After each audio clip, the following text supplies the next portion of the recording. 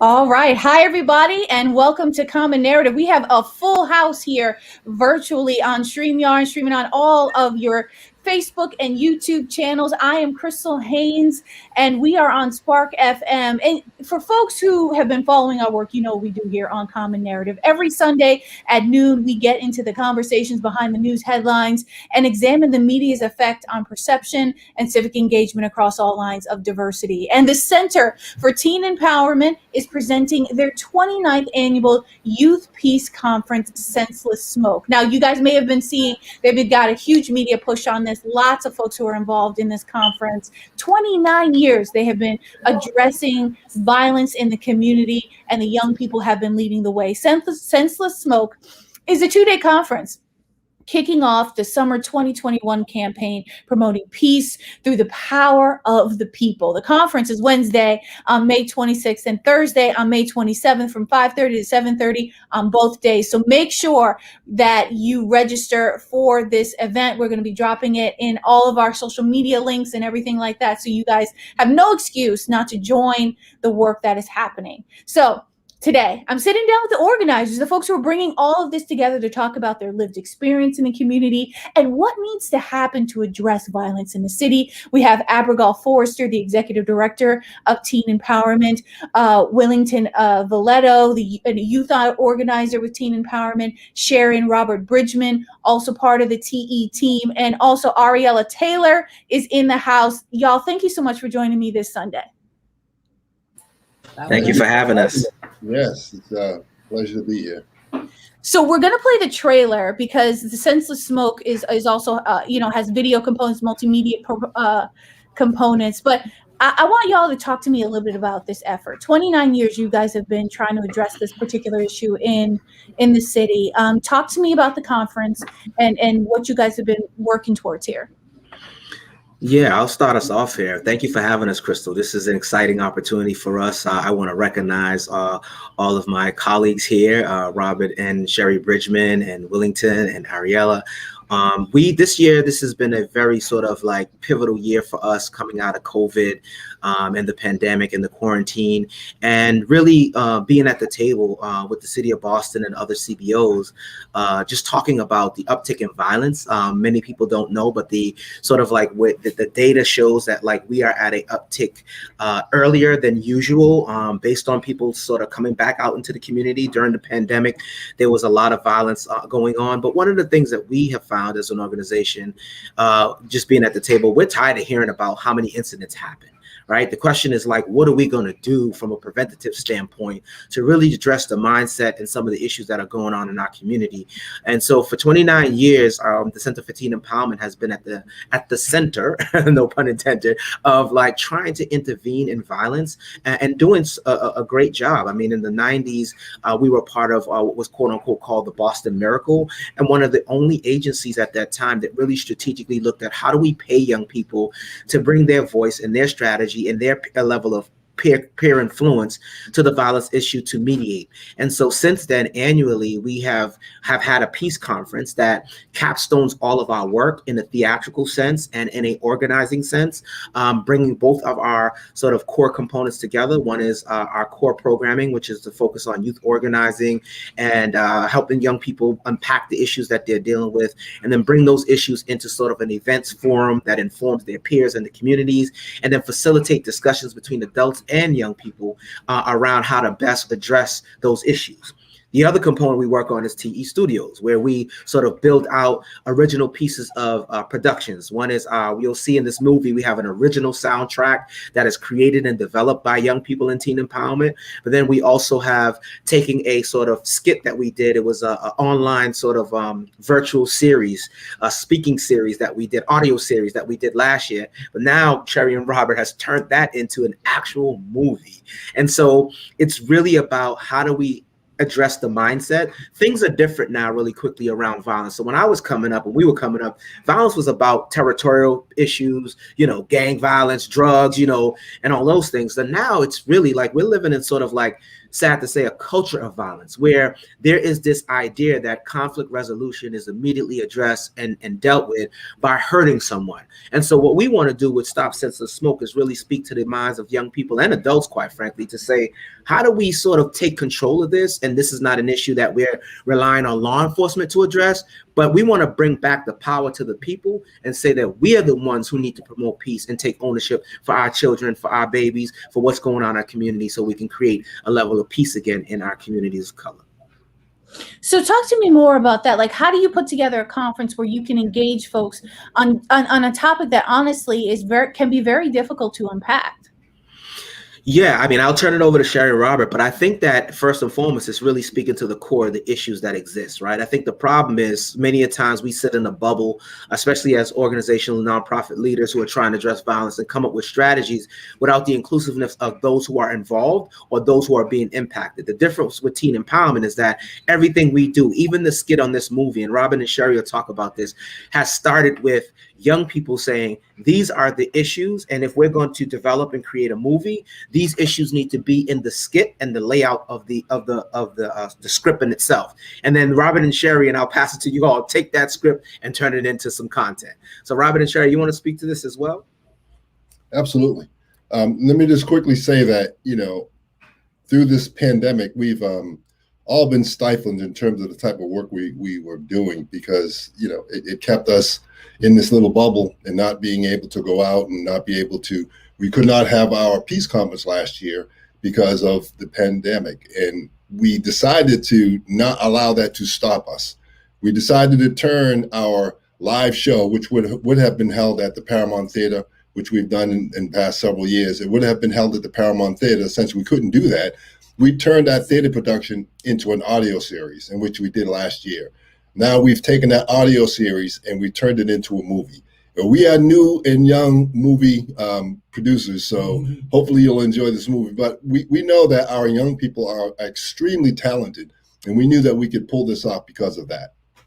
Yeah, so a part of the process with teen empowerment and our programming is, like Abigail said, to get the youth's voice and their perspective, because they're the ones who are, they know what's happening out there. They know what's going on in the community, and their voice is important. So we develop a youth advisory council before the peace conference to get a sense of what are they thinking? What do they think that we need to address? What's happening with the young people? And that YAC, we call it the YAC, they work with us, with the adult staff, together to come up with, okay, what's the theme? What are the issues that are arising in the community? And how do we really develop a script that's real, that's like on the ground with what's happening today? And that's how we came up with Senseless Smoke. Yeah, so it took a little while for us to really figure out how we were going to transition from an audio series to a movie.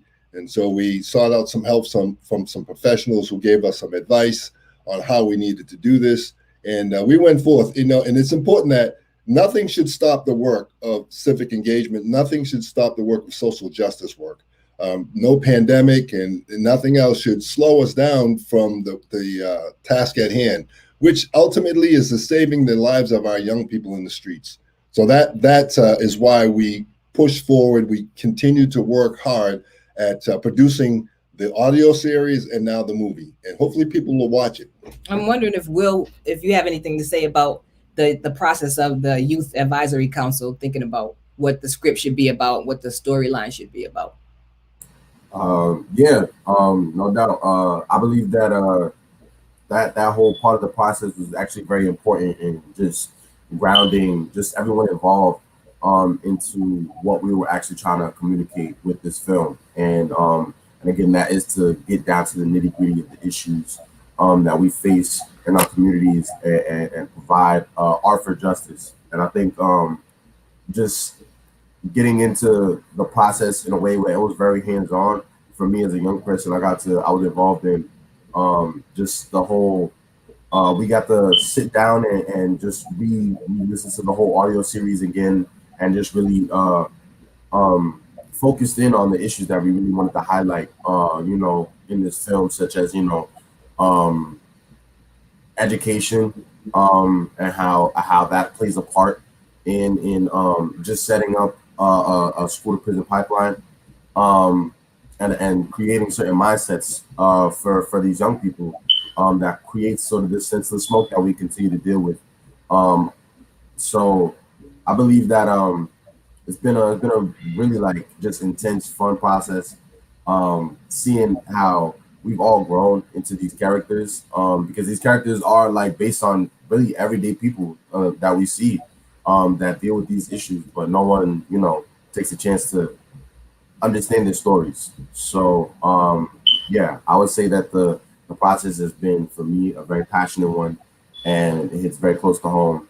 And yeah, I just want to thank Teen Empowerment for an opportunity like this, because as a young person, I started working there as a young person, and just how they've developed me, and everyone that has been a part of this process has been truly impactful. So yeah. Well, talk to me about some of those. You guys said you had been compiling these stories via audio, then you made them into a video piece. Talk to me about what were some of the reoccurring themes. Like, was it a reoccurring theme of trauma? Was it generational issues, things like that? So talk to me about what came up. Yeah, so definitely, of course, the issue of violence continues to come up. The issue came up around trauma, mental health issues, and awareness. Like Will said, the education system came up. Youth homelessness was something that kept coming up. And, all of these things are connected, and all of them contribute to the violence that's happening in our community. So these are things that we definitely need to address. And I believe the thread that kind of went through all of that, which kept coming up, was how do we get past this? And how do we develop an atmosphere of forgiveness? I think that was really important to the young people, because they feel like without forgiveness, we won't be able to move forward. We won't be able to really get past some of this violence and some of this hurt and some of this pain. So forgiveness is a real big piece of what we were trying to show it through this film. Yeah, that's a huge piece in the film, actually. And not just forgiveness, but healing, because people need to heal in order to forgive. So there's a process, and it's really cool. Willington was talking about the characters in the movie. They really exemplify like what's happening with these young people and their families in the community. So you'll see characters in the movie that are trying to figure out, how do I heal because of this trauma? How do I heal because of the violence in this community? And how, as a community, do we work with each other and work through this issue of violence, because it impacts all of us, even people who are so-called bystanders and aren't really, impacted directly. But as a community, it touches us all. Yeah, and in the film, we also show a little bit about how important the intergenerational piece is. We have a character in the movie who's an older woman who is very wise and is constantly, reaching out to these young people and trying to give them direction in a very interesting way. So you'll see it as you watch the clip. But we also wanted to make sure that everyone knew that things aren't going to change unless we take things into our own hands. We have to be the ones to help us, and not wait for the government or the police or anyone else. This is part of what the young people really felt strongly about. All right, well, so we've been talking about it, so let's go ahead and watch the trailer for Senseless Smoke right now.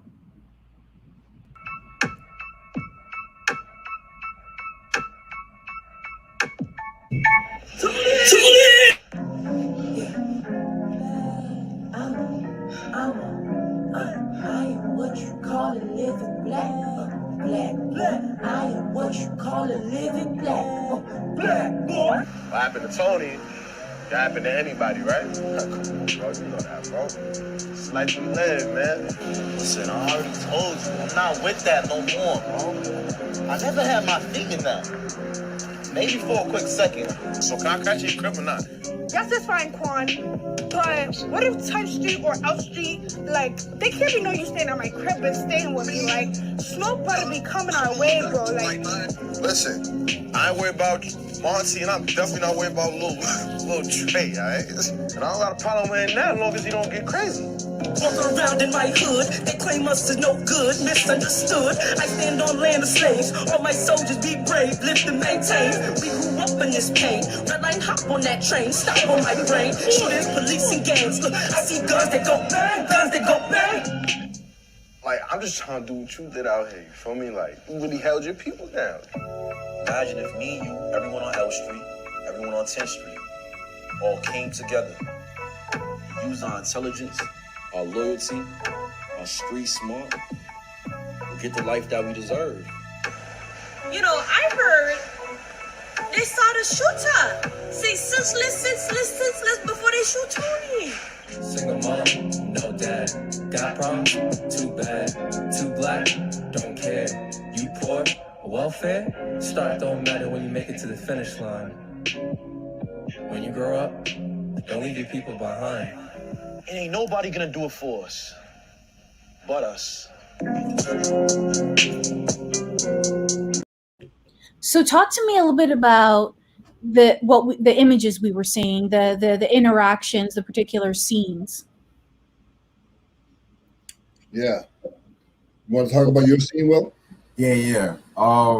So in the movie, I'll play the character that goes by the name of Quan. He's a young man. He's a senior trying to graduate high school. He's really like struggling to do that. He's conditioned to have a certain mentality.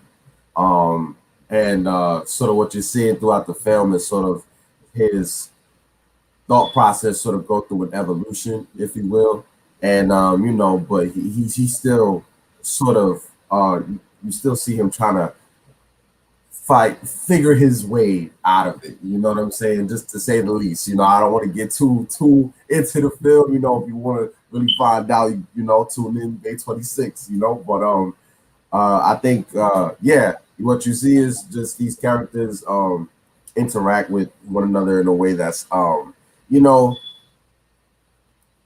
things may happen, senseless smoke, like and things are bubbling, and that's pretty much like the best way I could describe it without giving too much. So one of the main characters in it is the young man that was dribbling the basketball. He plays the part of Trey, and he happened to lose his sister to gang violence. And so his whole struggle through the movie is trying to, figure out a way to deal with it, trying to figure out a way to deal with the hurt, the pain, and it kind of carries through the movie, his struggle throughout the movie. And then there's a character, which is the older woman, the girl that played the older woman. Mrs. G. Mrs. G, yeah. And she's kind of like the old woman in the block. She knows everybody. She knows what's going on. Her ears are always to the streets and listening to what's happening, and then trying to drop some wisdom to the young people as they pass by her house every day. So that character, really, we want it to exemplify what we should be doing as the older generation in the neighborhoods. And I know everyone on here is not the older generation. But we want the older generation to feel that they have a part of this movement. They're a very integral part of any movement that's going to happen towards change. So we wanted people to not feel afraid to speak to young people. And that's what she kind of does in the movie. Yeah. And then there's Naya and Jordan, who are young women in the movie. And, as far as violence is concerned, a lot of people think that it's just the males that are involved in violence, and they're a big part of it. But the young women play a role in the violence that's happening in this community also. There's a lot of instigation. There's a lot of like drama and young women doing things for the males that, you know, are not helpful for the community. So these two characters are kind of like in that role. And then who else do we have there? Uncle Jimmy. Uncle Jimmy. I mean, it's, you guys have got to see it. Uncle Jimmy is someone, he's like an OG in the community, who's been locked up. He's actually Quan's uncle.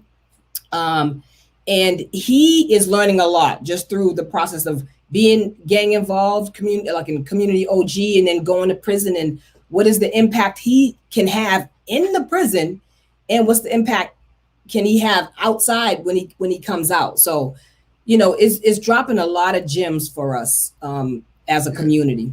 Yeah. Then the last person that you saw in it was Monty, who's a really good friend of Trey's, and he really tries to help him through all his pain. You know, he's really there for him as he lost his sister. So, yeah, Monty is an important part of Trey's healing and getting through the pain of losing his sister.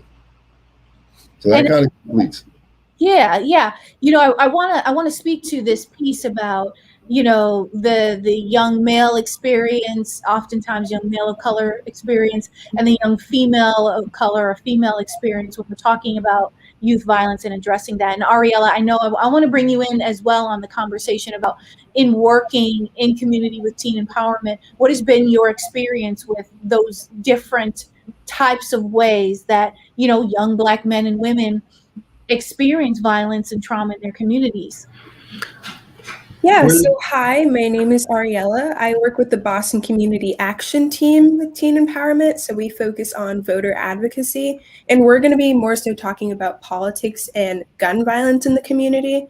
So we've noticed that a lot of the politics in the community kind of perpetuate different stereotypes. So like how the angry Black woman is intertwined with the Black man who's always involved in different types of gang violence, and some of that drama that Sherry and Robert were just talking about. And so some of the things that I've noticed specifically with canvassing in the community is just what different paths we see, especially talking about education or students who are homeless in our communities, what just different paths that they've been set on, and how that culture kind of just perpetuates different stereotypes about Black and brown students and individuals. So not believing that you can pursue a different kind of career, or not thinking that you can be involved with certain type of people because of situations that you've experienced in your life. I don't know if I can speak specifically to, I guess, the gender difference or the different types of violence that Black women and Black men experience, especially when talking about the movie. But just from the canvassing that I've done, like knocking on doors, trying to get people registered, that's some of the things that I've noticed. Maybe I can pass it on to Will to see if he can branch off and talk about it a little bit more.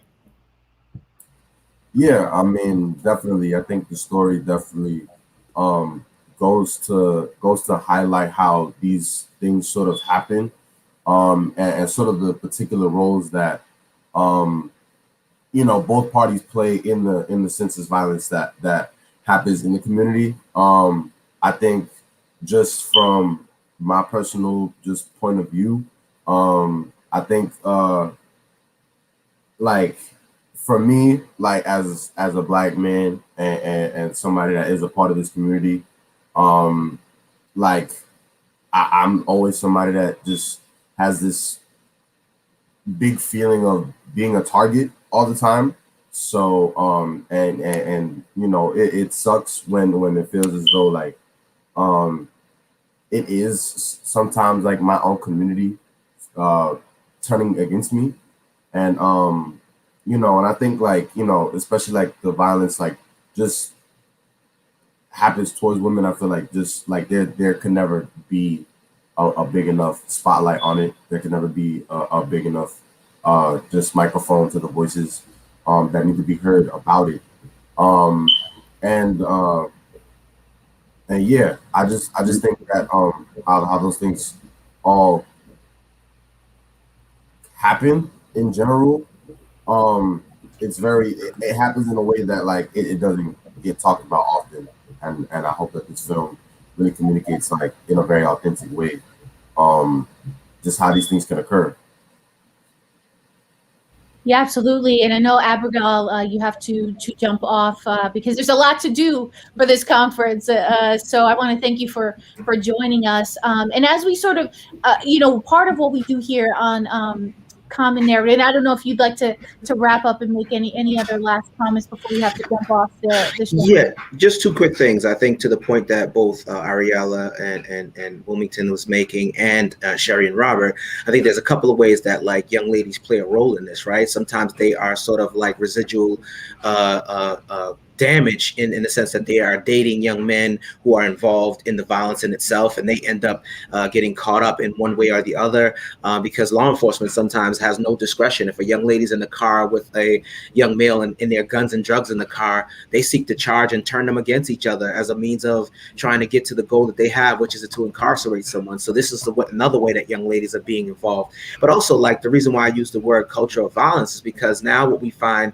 that, again, that's different from decades ago, is that there's no real separation of like who's willing to commit violence, right? Whether it's a young lady or a young male, the culture is different now. You know, there was a time when we were growing up, you can tell the difference between someone who we quote unquote called a square young man from a young man who was involved in the streets. Now, you know, because of social media, etc., like all our kids dress the same. All our kids look the same. This is where the conflict and sort of perception is coming in. And then also you think about the vicarious pieces. But I also want to lift up and not sort of, I'd be remiss if I don't mention the level of sexual trafficking and things of that sort that's happening even in the realm of like gangs and young ladies who are being, you know, told to do certain things, et cetera, et cetera. So that doesn't get highlighted in here. But at some point, as an organization, we also want to focus on those areas that are really specific to young ladies who are dealing with specific issues that they're being targeted to be a part of. So I just want to thank the team for being on here today. I hope that those who are listening and viewing will support teen empowerment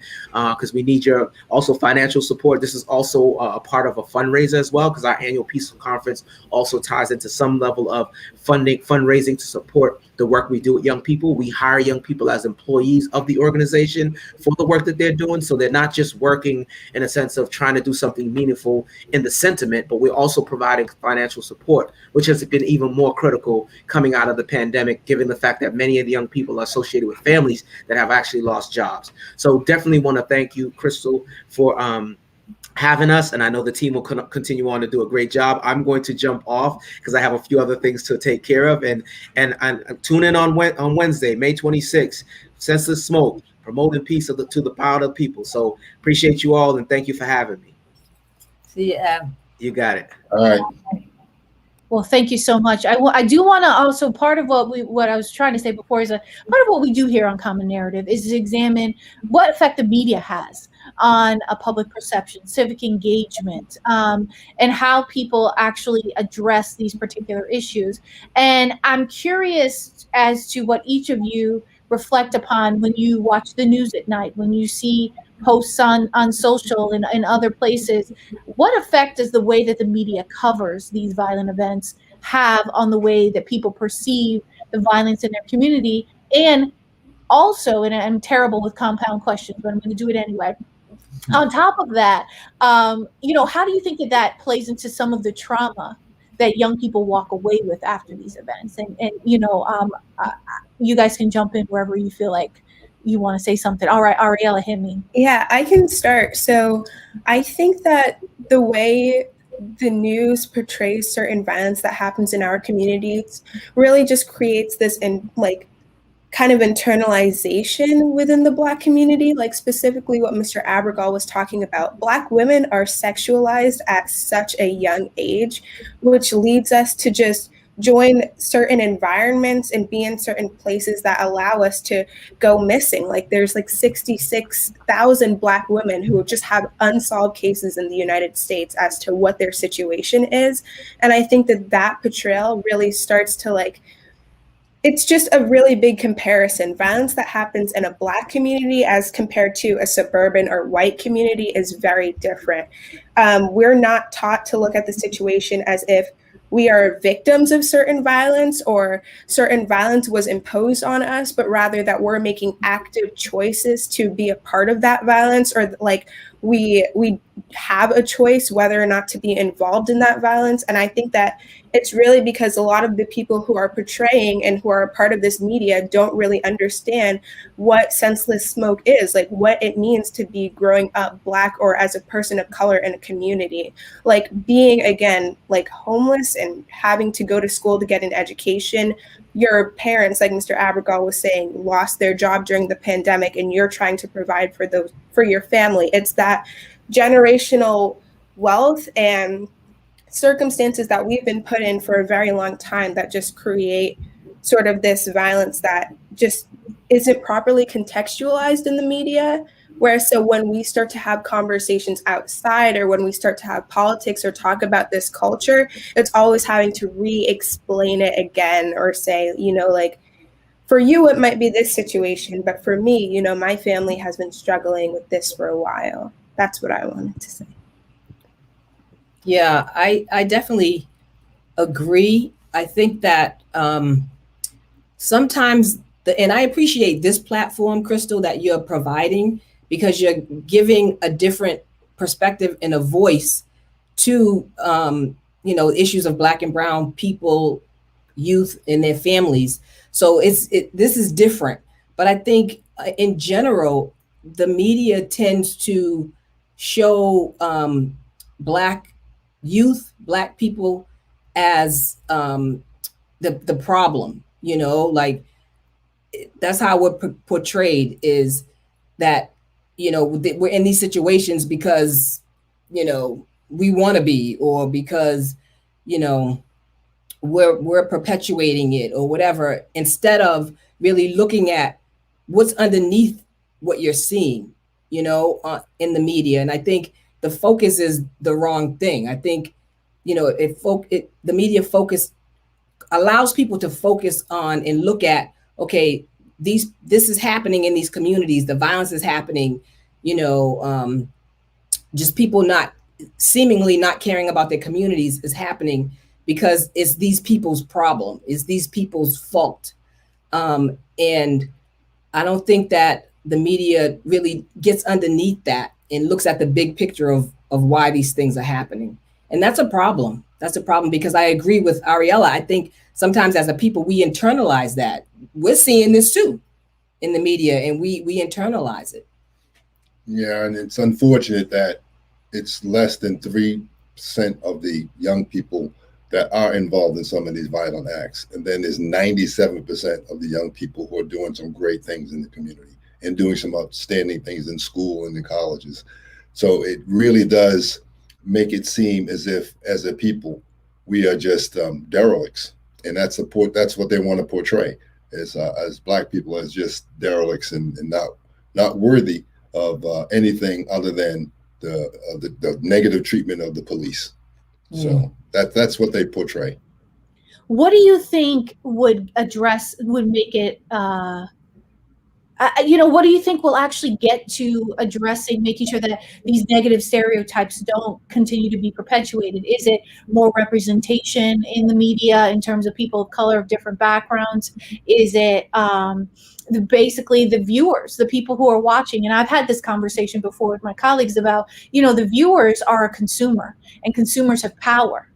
So is it taking that power as a consumer of the media, as news, social media, other platforms, and saying this is demanding what you need? What do you think? How do we do better, I guess, is my question. I think the statement that we are trying to generate for our summer campaign is promoting peace through the power of the people. We really need to stop allowing our young people to believe that we cannot be successful, that they cannot be successful. We really have to take control and really make a better effort to, and let me just speak a little bit about my own personal past. I as a young person, I remember, there was violence and stuff going on, but as a people, when I was growing up, we were extremely close and tight as a people. I could walk in any one of my friends' houses. We all knew each other. Every family knew each other. If you did something wrong in the street, an older person would step to you and speak to you and pull you by your ear. Those kinds of things were important as a people, that we really, when we hear it takes a village, well, a village has been destroyed. we need to regain that village once again.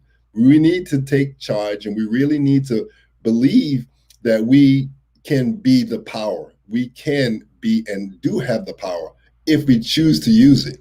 So we have to stop believing in what we see in the media. We have to really take control of our neighborhoods and really be the people that we can be.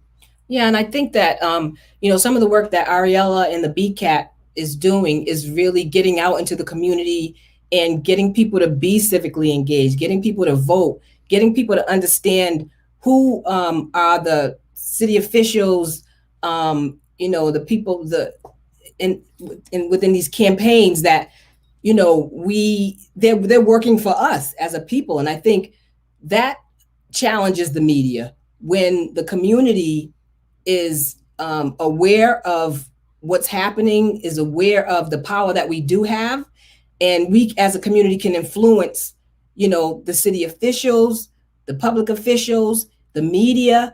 And I think some of the other work that Teen Empowerment is doing is actually engaging the community to understand these things so that we can understand our power and we can do the work to really get that message out there that we can influence the media. Like you said, if we're not going to consume it and we don't stand for the way that we're being portrayed, we have to speak up and we have to do something about that. So these are the kinds of campaigns that we're working on. And I think it's a great idea what you're saying. Like, that's a focus that we need to have, because the media has a huge impact and influence on what we're seeing and how we're thinking, and what we're internalizing. So yeah, as a community, that's the work we need to do, is to understand, okay, we have the power.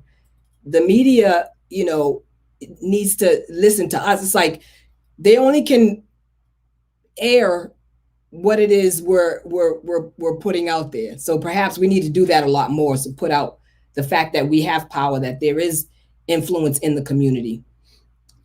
Yeah, I think one of the major ways this country listens is when you affect it financially. And I think that was one of the strategies they used back in the 60s, was when they stopped riding the buses, when they stopped purchasing certain things in the store. We are the biggest consumers in the country. People of color are the largest consumers in the country. If we, again, start to come together as a people and have a plan, if we put together a massive plan that will be effective in hitting them in spots where it really hurts, and one of them is financially, then they listen. Then they sit up and they take notice. But we really do need to have a plan in place. And one of the things we're trying to do this summer as a summer campaign is we're not just doing this movie and this film and having the workshops to follow the next day, but the workshops are really to help us put together a plan. And we're looking at this being a campaign throughout the summer. And one of the thoughts is to have what we're calling soapbox engagements in each community, where we're inviting people to come out and speak to the neighbors, their neighbors in their community, about how we can come together and why we should come together. So these soapboxes will be done throughout the summer, throughout different neighborhoods in the summer, where we're going to invite the youth to come out and speak, parents who have lost children to come out and speak, just to bring us back together as a community. Hopefully we'll get some media attention for that. That would be great. I can add a little bit onto this. So I think that everyone has different potential to engage the community. So whether it was, as Mr. Robert was saying, like, don't consume certain products if you know that it's affecting your community in a bad way. What I do with the Boston Community Action Team is get out into communities such as Roxbury and Dorchester and Canvas. So I ask people questions, are you voting? Why not? There's different ways that you can be civically engaged. And I think that specifically when talking about consumers want to believe certain stereotypes about people of color. That's why they keep on watching the media. They believe that this is how a person of color should act. Like, we see this in so many different environments, especially me being a 16-year-old going to school. It's like you only want to hang out with certain Black people who represent certain stereotypes because that's what you believe a Black person is. That's what you believe a person of color is. And different ways that we can challenge those stereotypes and what consumers want is by organizing in this way. Obviously, teen empowerment is youth-led, and that's really, again, pun, but empowering for people. But it's also the coalition that we see between adults and youth, how we are coming together to kind of rebuild that community that Mr. Robert was talking about and make sure that we're all supporting each other in different ways. Although we have social media today, there's a big disconnect with what's happening in the community. If one youth goes out and commits a certain act of violence that might not be impacting our community in a great way, it's not as common for another person to really encourage them not to do it in that way. Obviously, we're seeing it rise a little bit with groups such as teen empowerment, but I think that we could be utilizing social media in a way that we're reaching out to youth and making sure that we're building common coalitions like this. We need more organizations where, adults are passing down the torch to youth and saying, this is how I want to hear what you have to say about this, such as like the yak. But also, this is what was happening back in my day, and this is how maybe we could work together to make sure that our community is portrayed in a good way. Yeah. And I just wanted to add on to what everybody's been saying so far. I think like the ultimate goal needs to be and has to start and end with really just changing the narrative. I think teen empowerment gives young people the opportunity and the platform to not only tell their own stories, but to provide action steps on changing the narrative. I think sort of what Abigail was saying earlier, how the culture has changed and now, it's almost as if we solve problems with violence, as opposed to things just escalating to a point of violence. And I think the media in particular, just to answer your first question, I think has perpetuated that and reinforced that culture change to just occur over the years. And I think how we're portrayed is it is to a point of senselessness. And I think that's something that the film really tries to iterate, how we're viewed. I think I believe everyone in the script at some point comments on that, how they feel they're being perceived. And I think that's just important to articulate that, our communities are affected by by the media, unfortunately. And I think ultimately why we have to see the narrative, we have to see the common narrative of our experiences and hopefully find enough similarities to really establish just a new common narrative, one that we all can progress in collectively. Yeah. Sorry, not to cut you off. I just want to say, let's talk about approaches here, because I know a lot of this conference talks a lot about and building approaches, things that are successful. And I know, the nationally, sometimes that approach in certain communities is law enforcement led, community-based policing, and we've all heard of all of these things. But that has come at a certain amount of criticism, especially in this last year of racial reckoning, as we have watched these events unfold, that may not be the most successful way to get at this particular issue. And then Boston has taken an approach through their health department and engaging you all, nonprofits and things like that. What's the best approach to get at this if you want to bring in the resources of a city and of a community like Boston? Yeah, I think it's a community approach. So, like Ariella was saying, it's important at Teen Empowerment that we do bring in the voices of young people. We bring in the voices of the young people's families, their parents, the neighbors, and really trying to engage the people. And that's why the campaign is called Promoting Peace Through the Power of the People. And at Teen Empowerment, we really try to do that with every initiative that we do. It's really pulling in the parents, it's pulling in the young people themselves. If need be, pulling in elected officials to talk to them about what the community's asks are, you know, and holding them accountable. It's not necessarily, you know, like hoping and waiting for other people to kind of like come in and save us. It's really us as a community working together, understanding what the issues are, how we can resolve those issues, and working together to do that. I think that's been our approach. It's a community approach, and it's one where we open up the floor for the voices of the community and for us to be able to solve things together as a community. And it's been pretty successful. I think about some of the events that we've done, and people have felt like it's not safe to like bring these people together, you know, from these different communities, as if we're not capable as a community to be together in the same space. And so we try to disband that narrative about ourselves as a community and move forward to bring us together, so that, because we have to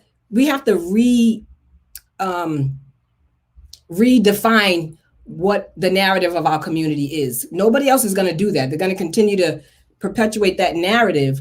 But as an organization, we try to flip that and say, no, this is the narrative, but we're not accepting that. We're going to bring people together because we know that it's possible.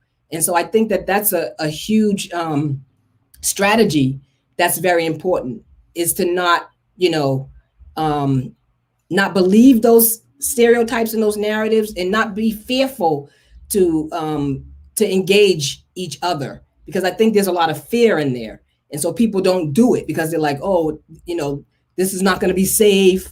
And people are afraid. But I think as an organization, we understand that there's power in that, and it's possible.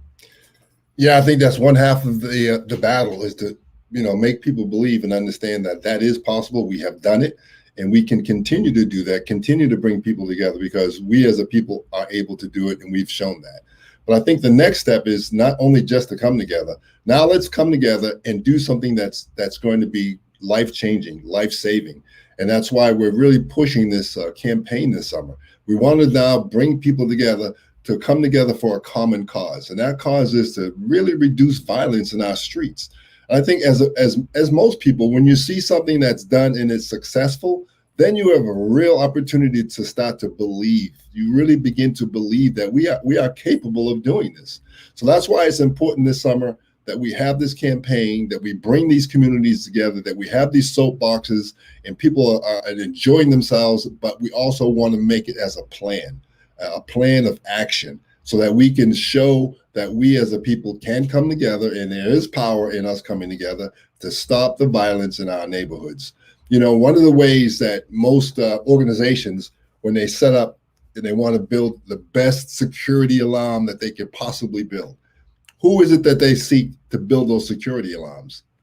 The people who are breaking into places, the criminals who are, you know. And so for us, we realize that in order for us to put some programs together, in order for us to have these CBOs, or these community-based organizations in the nonprofits, to really provide the right necessary things in the organizations to help these people, we need to go to the ones who are involved in the violence to figure out from them, what are your needs that will help turn you from some of these violent ways. So we started a council, a youth council called the Impact Youth Council, IYC.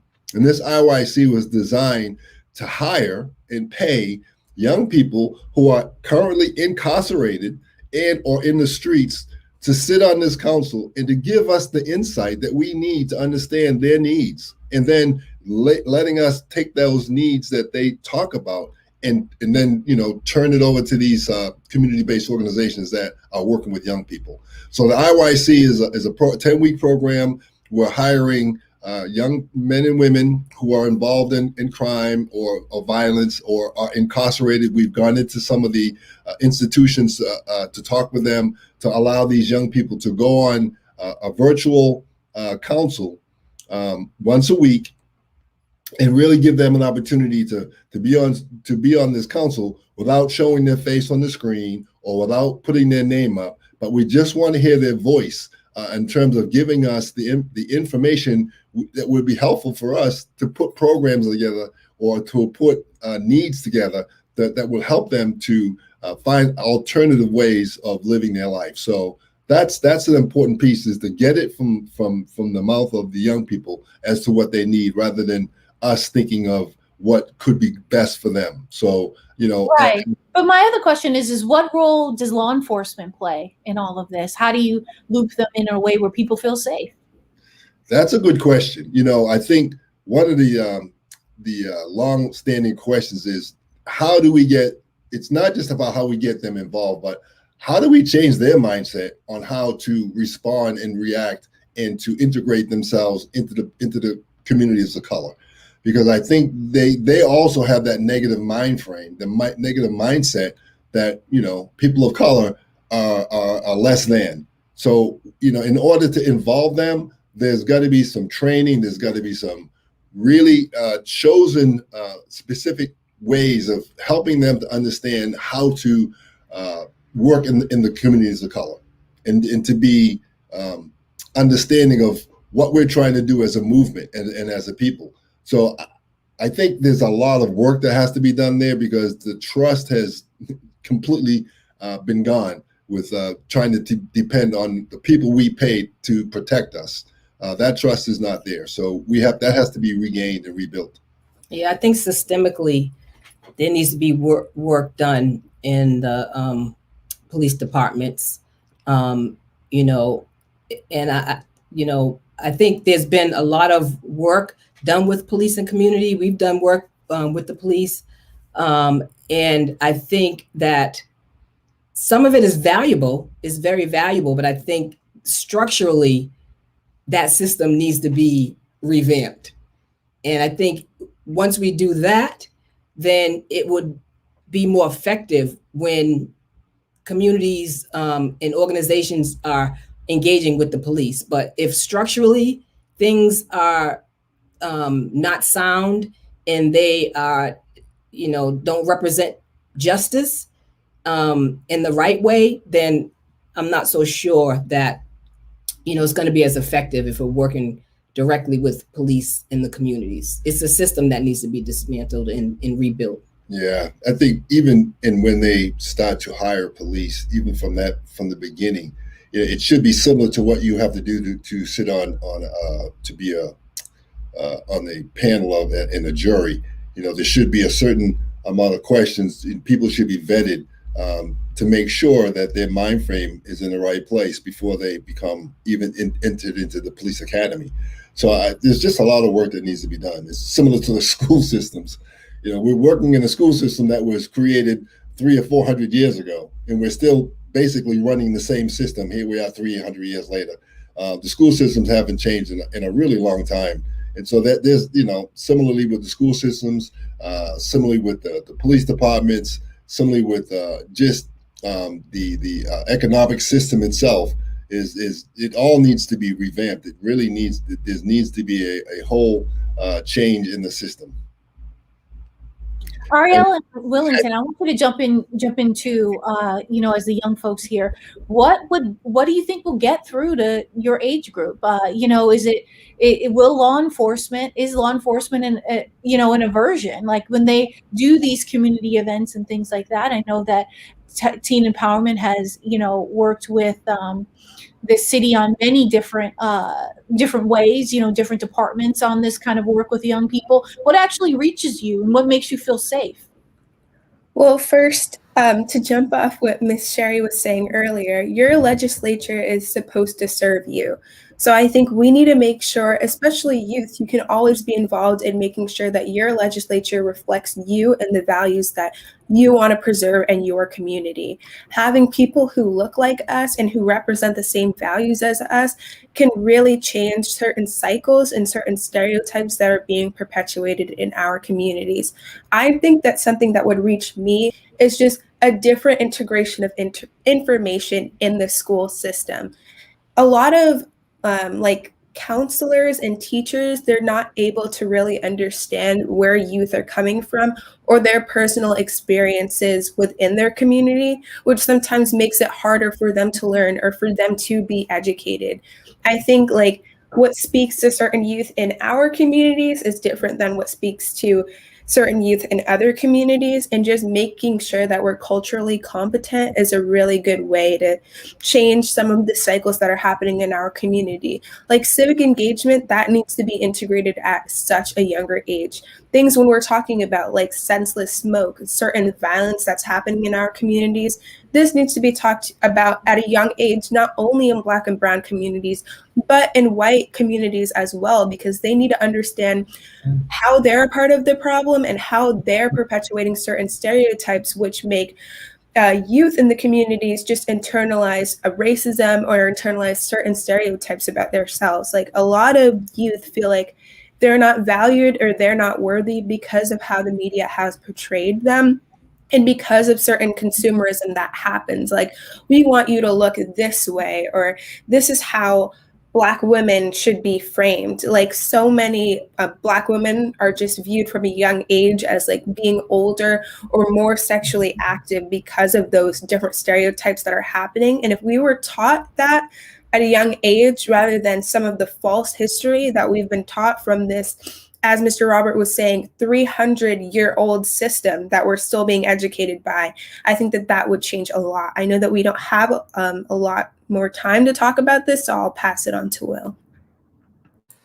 Yeah, and I think like just for speaking for myself, just as a Black man, like I think like awareness is probably like the biggest thing, just for both parties, all parties. I think just acknowledging the fact that like I've been conditioned to have a certain mindset when it comes to law enforcement.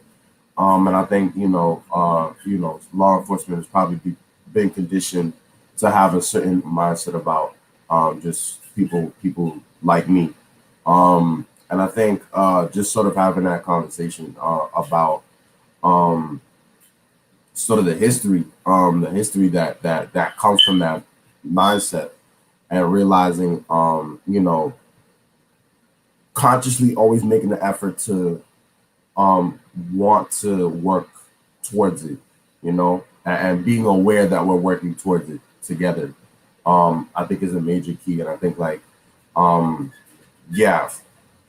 we reach a certain point of just, commonality. I think, I think we have to just start thinking of just new and more innovative ways, more creative ways. I think those ways that can happen and that needs to happen. Because it gets uncomfortable. If I gotta sit there and like just sit across a room full of people in uniform, I still have moments where I get uncomfortable. Even if I feel like I've done nothing wrong.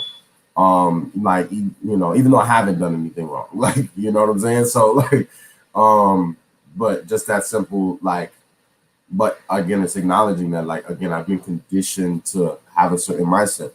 And I think just acknowledging that everyone has been conditioned to think a certain way, and that we all have things we have to unlearn in order to learn something new, or to see the possibilities of there being a justice system that we all can get behind.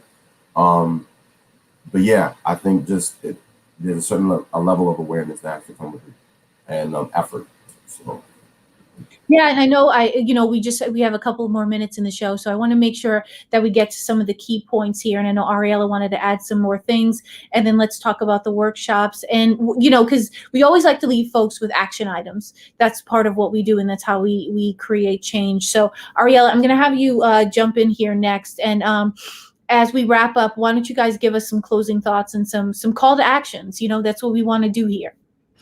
Yeah, so one thing that I wanted to note about law enforcement is that people of color are conditioned to always fit into white communities. Like we're taught how to code switch and how to make a lot of white people comfortable, especially people who obviously people who are officers can come in all different colors, but we're conditioned to act a certain way in certain environments that I think police officers aren't conditioned to act in Black communities, which is why there's so much disconnect and why we can't find a common ground with a lot of people who are enforcing the law in our communities, because they haven't been taught to be around us. I think that they should be in a lot of more community organizing groups or just political sessions that we have in our community, so they can understand how they can navigate themselves in our communities in a way that's not violent, in the same way that we have to figure out how to navigate ourselves in some harmful environments in a way that we don't have to offend anyone or make anyone uncomfortable.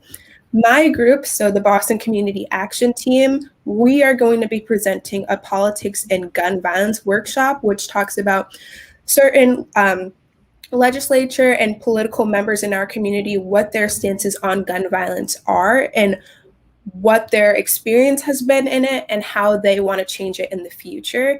And then giving some extra information such as infographics on how to get in contact with those people as our elections come up. So just making sure that we're asking questions, making sure that our legislature is really reflecting our values in our community is a great way that we can start to break the cycles in our communities. Yep. And we also have 4 other workshops. Yeah, so we don't want people to forget that the Peace Conference is May 26th, is the movie. May 27th are the action workshops. So BCAT will be doing one. We have the Youth Homelessness and Trauma Responses program that is talking about youth homelessness. There's workshops where people can actually take action. They can get the information and take action to join this movement of, ending senseless smoke and actually holding each other and others accountable for change in our community. So please attend the movie and please be there for the workshops so we can put together an action plan for the summer. Thanks. All right. Well, thank you all for joining us for another edition of Common Narrative.